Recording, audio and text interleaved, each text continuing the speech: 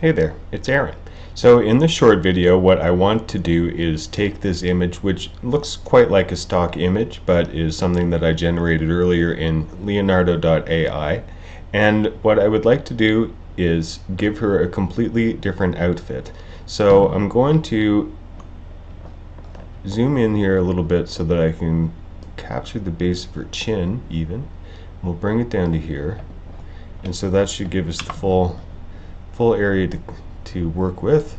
And let's generate some fill and see whether or not we can give this lady a different outfit.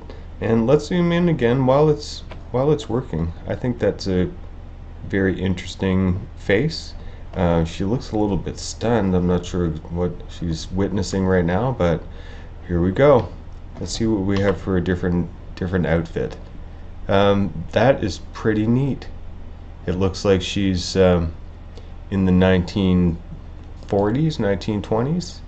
Let's see here. That's also very nice. Getting into the 50s and 60s. And that's pretty sleek too. There you go, folks. Just like that, we've given this lady a brand new wardrobe.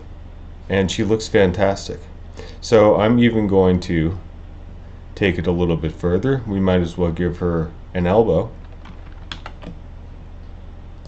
Change the width, maybe just give it to 600 pixels.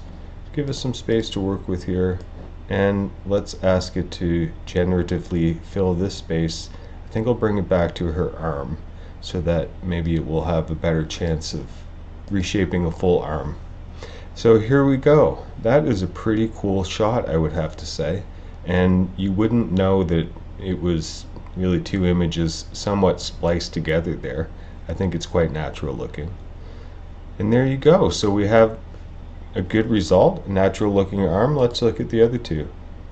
Different, and that one.